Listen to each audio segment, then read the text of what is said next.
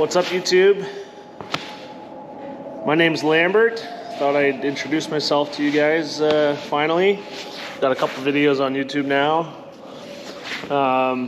But today I kind of want to just go over the plane, show you some details about it and what my plans are to upgrade it in the near future.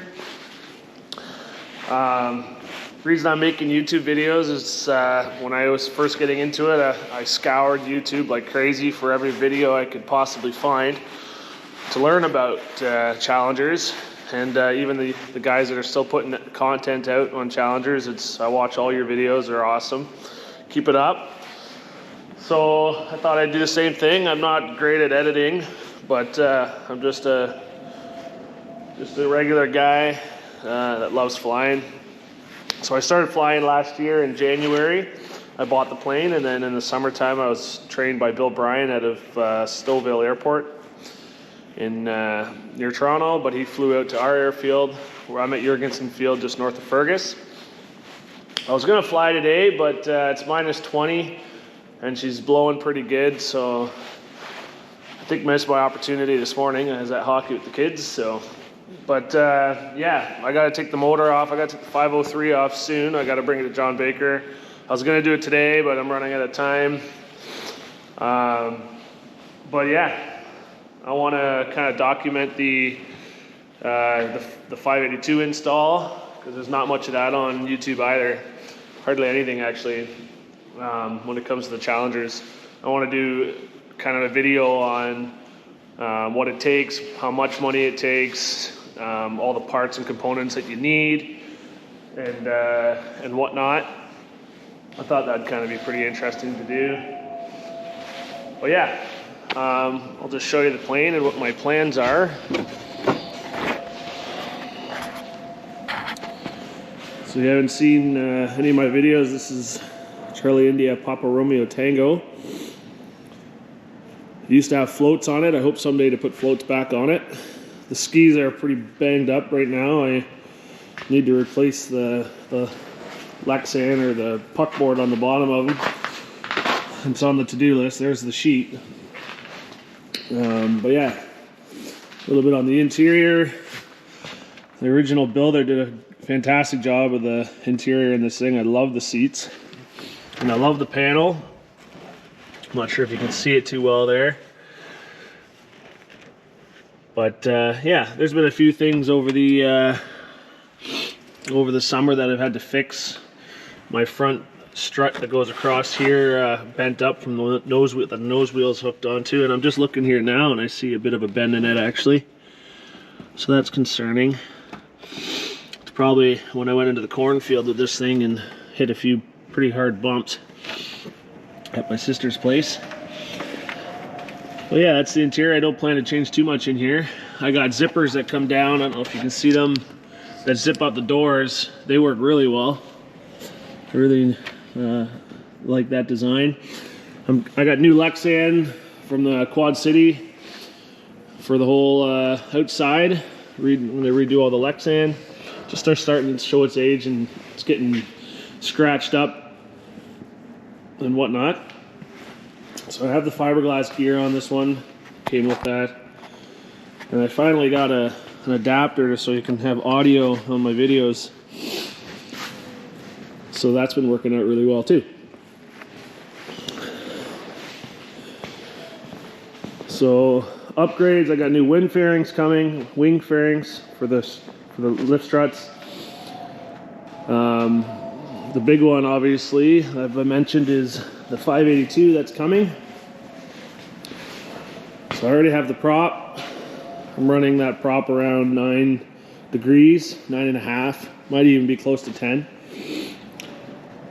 It's working good. I'm a little bit low on the RPM on climb out. I'm like 6,050. I want to be closer to 6,200, but it's been working. And this thing's coming off like now pretty well. I have a buyer that has agreed to purchase it. The warp drive prop has been extremely smooth. I still have a vibration in the back of the plane somewhere. I'm not sure what's going on. I've adjusted my elevators so that they were opposite a couple degrees to try to help that, but it still seems to be around. That it's like it's not coming out of the prop or the engine, I don't believe. I think it's like more of a, when your tail's fluttering, it's like a flutter. But yeah, so yeah, 582 is on its way. Obviously I'll need a rad kit for it, and new motor mount, and heater core, and then the EGTs I can reuse, but then the coolant temp I gotta replace. I'm gonna swap out the one in the dash for a coolant temp from the cylinder head temperature. And I sold the exhaust with this one, but I'm hoping I got new flanges coming in for the new exhaust for the 582. New trim tabs coming as well. So this has got the older Lexan one. It's getting tired as well. Oh, what else did I bring? Oh, new rudder cables. I don't think they've ever been replaced. This thing has crazy detailed logs, and it doesn't show anything of that being replaced. And I think there's almost 600 and something hours on the airframe. Of this plane now. But yeah, I think that's everything I'm going to do to it. This is my jack that came with it to lift the plane up for swapping out tires or floats or anything. Those are the tires. We got the skis on right now. I took the fins off because I thought they might have been causing the flutter, but it didn't make any difference. Now, I didn't really notice much of a difference in performance either, so I said, you know what, I'm probably not going to put those back on because I personally didn't really see a huge difference. So that's that. Eventually, someday, I'd love to replace the fabric on it. The wings are in fantastic shape. The tail is dirty just because of the old two-stroke mix. The fuselage, there's a few imperfections. There's stuff's cracking a little bit, and there's some paint chipping and some lines starting to show and whatnot. So I'm hoping it'll last for a while yet, but because that's a big undertaking to get new fabric on. What else have I done to this thing? There's been a lot over the last year. New fuel filters, new fuel lines, all new ANS hardware, new heater box. Obviously a new prop, and I'll admit, I made a mistake. Pretty big one. You see the chunk out of that prop? It's a nice float prop, but I was messing around with my fuel lines. This is an old, what's left of the X-Acto knife. Some bit. Here's the rest of it there. Of course, I did the classic mistake of putting the knife right here, and I was doing circuits, and I was coming down, and I was adjusting something. I can't remember exactly what it was. I think I actually got rid of this primer cable because I was the little T had cracked on it from the old primer, and also the fogging kit. I just eliminated it because I fly enough that I'm not worried about it. I start the engine up every couple weeks at most. If not, I fog. I have fogging, and I just fog it. Spray it in if I have to. Anyway, I set the knife there. I went to do a run up, and sure enough, the knife went right through the prop, and I caught it instantly, so I shut the engine off right away. Didn't touch the plane. The plane didn't get touched by anything, thank goodness. But the prop was toast. So I had this fiberglass prop that I ran for a while. Sorry, not fiberglass, I think it's carbon. PAC is the name. Prince Aircraft Company, I think. But it had a few issues, and like this couple chips out of it, and it was vibrating pretty good, hence the new warp drive prop. But that was kind of what started the whole 582 discussion, because I was like, do I buy a 2-blade prop and Want a 582 later. Well, I bought the 3-blade and went to a 582, but I didn't really know that you could run the 3-blade on the 503 with the less pitch. But apparently you can. So yeah. It's okay. I'm excited for the 582 anyway. Brand new engine. Years of enjoyment. Reliable enjoyment ahead. This has been a great motor, honestly. John Baker rebuilt it 160 hours ago, and I've had a couple carb ice issues. But other than that, it's ran perfect.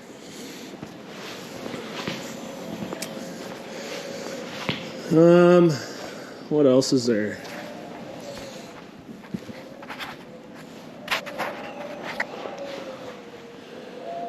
Yeah, I don't really know. I want to make the plane as light as possible. The 582. I'm even considering no electric start, just going with pull start. I don't plan on doing too much soaring. I do a lot of hang gliding, so I get my soaring when I go hang gliding. I don't need to do it in the ultralight. So starting the engine back up, it won't be necessary. In flight, obviously the wintertime poses its issues. You're gonna need a primer of sorts, so I gotta kind of weigh the options. But really, I'm a bigger guy. I'm 230, between 220 and 230. Trying to lose weight, of course. Who isn't? But yeah, I want to be able to take passengers with the 582 and not be over my weight limit, and eventually to be able to take passengers with floats and not be over my weight limit. So I want to cut every last bit of weight I can. And not to mention the whole Roni bracket issue. And in Canada, we can't put the stainless ones on, apparently, because it won't keep it advanced. So it's too bad. I really wish that they would approve that, but just from a safety standpoint. Yeah, a word to that. When I put the rollers under the ski, I always put my back right underneath this strut and I lift up, which puts, I'm assuming, more pressure than necessary on that Roni. Now I lift the ski at the same time and pry it all up at the same time, so it's not all the weight on one, but I'm sure that definitely doesn't help. Putting that torsion on that Roni in the wrong direction, just lifting up the plane by the strut. So that's something I got to stop doing. I'm getting new wheel axles. My axles have negative camber now. I don't know if it's just from time and wear. The wheels have a bit of camber, so I thought, hey, I should get some new ones. Get her straightened up.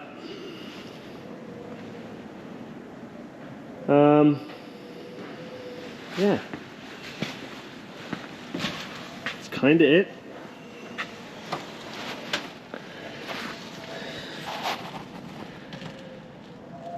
I got a lithium ion battery in here, LiPo. Less weight, same thing, right in the nose. It's got the dual quadrant.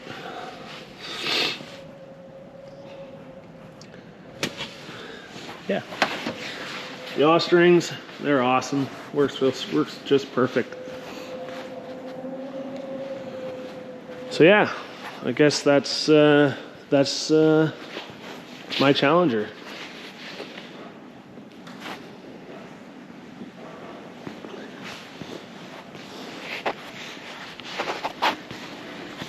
So I'm going to set you on the wing, my neighbor's wing in the hangar here. See how this looks. Oh, it's not very good.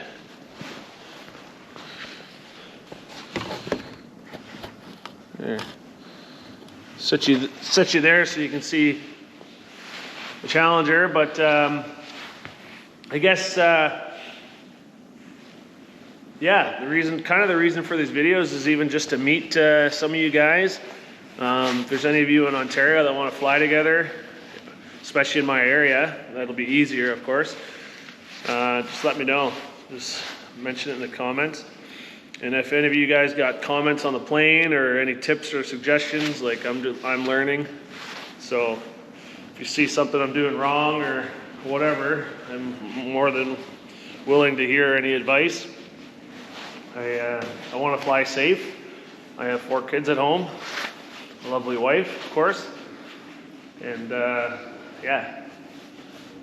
The great thing, obviously, about Long Wings is we got great glide ratio, so pretty happy about that. And I live in an area where there's a lot of open fields, so you know, lots of places to land, but still, I like to do some low and slow stuff. I like to go over like Bellwood Lake. It's awesome going down the lake nice and low.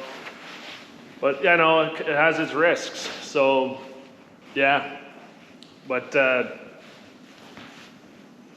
you know, I guess if I want to avoid that risk, then fly high. Literally.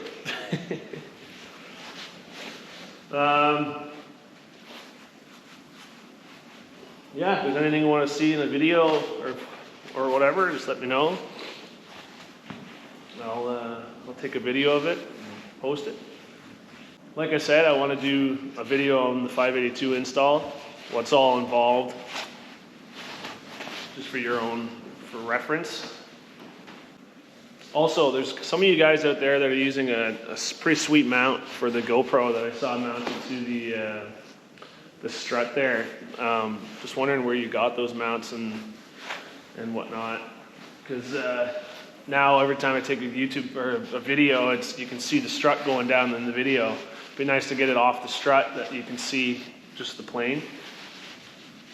So if you let me know where you guys are getting those mounts, that'd be great. Oh, another question. What do you guys use to clean the plane?